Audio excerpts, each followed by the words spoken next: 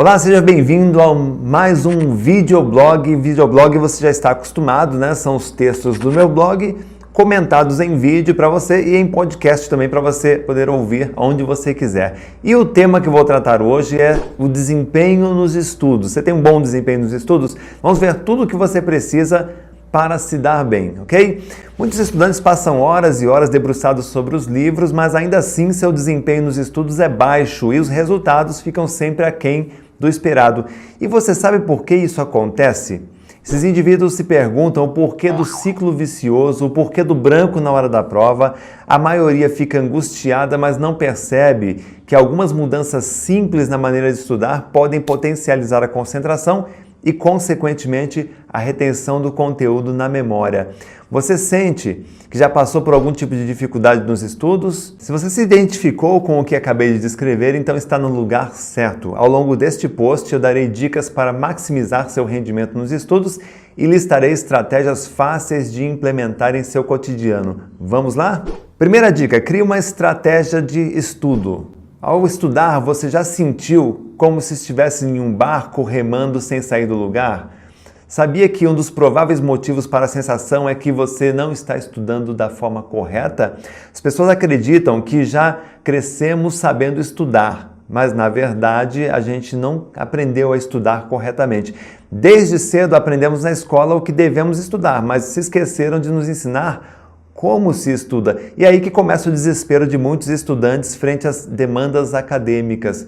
Outro ponto que você deve levar em consideração é o ritmo de aprendizagem. Cada pessoa tem o seu ritmo, o que faz com que o processo de aquisição de conhecimento também varie. Portanto, não há um melhor jeito de estudar, há um jeito mais adequado às suas particularidades cognitivas e é a tarefa nossa, minha e sua, descobrir o que funciona para você para maximizar o seu rendimento. Você deve conhecer o meu livro, o Não Pergunte Se Ele Estudou, né? Esse livro aqui, Não Pergunte Se Ele Estudou, pergunte se ele sabe estudar. Ou seja, um professor não deve perguntar a um aluno se ele já estudou, ele tem que ensiná-lo a estudar primeiro, antes de perguntar. Por quê?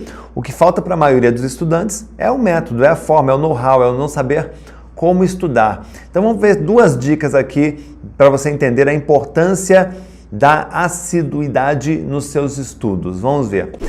Bom, não há maneira correta e exclusiva de aprender, mas existem técnicas que aceleram o processo de aprendizagem e uma delas é estabelecer uma rotina de estudos. Para começar, você tem que se lembrar de que o desempenho nos estudos depende muito da assiduidade. O que é ser assíduo? Ser assíduo é ter a iniciativa de ser constante, trabalhar em horários definidos e seguir um planejamento a fim de evitar a postergação das tarefas ou sucumbir à famosa popular procrastinação. Esqueça aquela dinâmica de só estudar para avaliações em cima da hora. Para alcançar o sucesso nos estudos e obter um bom aproveitamento, você deve comprometer algumas horas diariamente, adotando um ritmo de estudo constante. Tenha em mente que o conhecimento é solidificado em seu cérebro aos poucos, camada por camada. Aprender é como escalar uma montanha, dia após dia. Você vai recomeçar do ponto em que parou. Trata-se de uma construção contínua e seu ritmo de estudo, se ele for errático, a evolução será igualmente problemática. Esteja certo de que não é possível absorver todo o conteúdo de uma única vez. Então, em vez de virar madrugadas estudando para uma prova, vá acumulando esses saberes pouco a pouco. É importante ser persistente. O estudante, ele não tem que ter pressa, ele tem que ter planejamento. Então é importante, a segunda dica agora, elaborar um plano de estudos. Então vamos pensar o seguinte, para você não se dissipar ou dissipar seus esforços, a força de vontade, não gastar energia, é preciso investir algum tempo na elaboração de um planejamento, de um plano de estudos. Pense nesse plano como um roteiro detalhado no qual devem constar horários fixos, dias de estudo e de revisão, projeção de pausas, distribuição das matérias. Esse plano, é claro, deve levar em conta outras demandas do seu cotidiano. Por exemplo, não adianta montar um planejamento com a quantidade exorbitante de horas de estudos se você simplesmente não vai conseguir cumprir, porque há outras atividades que precisam também da sua atenção. Você concorda comigo? Crie também um roteiro realista que se adapte à sua rotina. Acima de tudo, respeite os seus horários de descanso. Só uma mente descansada consegue ser produtiva. E uma dica importante para você: lista os seus compromissos dos quais você pode abrir mão e dos quais você não vai poder facilitar o estabelecimento das prioridades e a organização dos seus horários. Se você tem a possibilidade de estudar, por exemplo, 3 horas por dia, tá? Distribua essas matérias a partir desse panorama. Projete um tempo máximo de estudos e também os intervalos. Cada pico de 60 minutos de estudo, você poderia descansar 10 minutos. Depois, siga o que ficou definido e não se esqueça de reservar sempre um dia para a revisão do que foi estudado para você formar suas memórias de longa duração. Então, mantendo a assiduidade, ou seja, sendo constante, você perceberá uma melhora considerável nos resultados que você obtém com os estudos. Outra dica: reserve um local apropriado para estudar. O que seria um local apropriado? Assim como o estabelecimento de uma rotina de estudos é importante, ter um lugar próprio para estudar, para você escrever, digitar, resolver questões, fazer resumos, elaborar textos, tanto o quesito não ser interrompido quanto de funcionalidade, você deve levar em consideração na escolha de um local de estudo. O ambiente de estudos deve incluir uma mesa ou escrivaninha com espaço suficiente para os seus pertences, os seus livros e cadernos, materiais de apoio, uma cadeira que seja ergonômica, porque às vezes a cadeira ruim acaba tirando a nossa concentração, que dê uma boa sustentação para suas costas e seus braços. Caso você fique mal posicionado ao estudar, sentirá eventualmente os efeitos negativos sobre as suas articulações e os seus músculos. E é importante também que o nível de barulho seja mínimo, e que o ambiente também seja bem arejado e iluminado, especialmente se você estudar à noite, depois de uma jornada de trabalho. E presta atenção também na iluminação. Ela tem que sempre que surgir, se você for destro, a iluminação tem que vir de trás e à esquerda. Por quê? Se você é destro e essa luz vem de frente ou à direita, a sombra da sua mão será projetada em cima da folha do livro e isso pode escurecer na folha, gerar um esforço visual que causaria sonolência. Então, até a iluminação é importante. Outra boa estratégia é manter um quadro de avisos na parede com sua programação semanal de horários e matérias. Se você é do tipo desorganizado, esse quadro também será útil para você pendurar os seus avisos, lembretes, coisas importantes que você tem que fazer. Resumindo, você não necessariamente precisa de um escritório completo, mas de um ambiente destinado ao seu aprendizado, e o seu corpo e a sua mente precisam processar a informação de uma maneira suave, por isso o local influencia bastante. Outro conselho: evite a tentação de estudar sentado no sofá ou na cama ou deitadão, porque o conforto desses lugares pode trazer sonolência. Não me entenda mal, seu espaço de estudo deve ser confortável e ergonômico, mas apenas o suficiente para mantê-lo centrado e dedicado em suas metas, e não um local para você tirar as férias ou tirar sua soneca.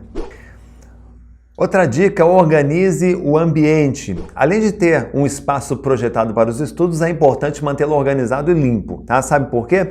Há estudos que dizem que pessoas mais criativas costumam ser descuidadas com seus pertences, deixando tudo em qualquer lugar, de qualquer jeito, lá no escritório ou no trabalho. Isso pode até ser verdade em relação à criatividade e à inovação, mas não se engane, o que está em jogo aqui é o rendimento nos seus estudos, sua absorção na memória das matérias que você estudou. Se a pessoa é desorganizada, ela leva mais tempo, essa bagunça acaba gerando mais transtorno do que produtividade. Sujeira e bagunça contribuem para que seu cérebro se sinta perdido, cansado e mais propenso a permanecer disperso. O asseio, né, do local, a limpeza do local é indispensável para garantir o foco, além de funcionar como um elemento motivador nas horas mais desafiadoras. O seu ambiente de estudos, portanto, deve ter uma projeção da sua mente que deve ser organizada, silenciosa, focada e limpa. Aliás, eu espero sinceramente que a sua mente seja a maior parte do tempo assim. Outro ponto crucial da organização é que você precisa sentir que tem todos os instrumentos necessários ao seu alcance. Parece muito óbvio isso, tá? Mas não adianta você elaborar um plano de estudos minucioso com as horas contadas se você for demorar, por exemplo, 15 minutos para pegar uma apostila ou para pegar uma borracha. O ideal é você organizar todos os seus materiais dentro de um estojo e manter tudo ali próximo de você. Caso você não tenha esse espaço suficiente, separe todos os materiais que serão necessários. Aliás, isso é importante, tá? E deixa de fora aquilo que você não vai precisar. Crie sempre o hábito também de fazer uma faxina em seu espaço uma vez por mês. Eu adoro fazer esses tipos de limpeza. E tenha em mente que a organização é uma habilidade necessária na vida de todos os adultos, podendo ser inclusive uma aliada no controle da ansiedade, porque a organização é uma forma de manter a nossa mente controlada. Quando a gente vê o ambiente todo caótico, a nossa vida de uma forma caótica, a ansiedade será a sua maior companheira. Então, treine o seu cérebro a se manter organizado também. Jamais parta para uma tarefa antes de terminar a anterior e tenha disciplina e obedeça sempre a sua listinha de prioridades. Outra dica, aprenda a se concentrar. Entenda que a qualidade do estudo está diretamente ligada à capacidade de se concentrar em alguma coisa. Manter o foco é a chave para reter o conteúdo estudado. A concentração é o que acontece quando você está totalmente focado em algo. Como quando você lê um livro ou ouve uma música, você esquece do mundo ao seu redor. A sua mente parece que é transportada para uma outra dimensão, onde aquilo que você está fazendo é o que importa. Nos estudos, entretanto, como não há uma narrativa linear para prender a sua atenção, é mais difícil atingir esse estado, porque o estudo você tem que muitas vezes ficar juntando informações para poder compreender uma matéria. Para falar a verdade, no momento em que você começa a se concentrar, seu cérebro parece teimar em se distrair com qualquer coisa.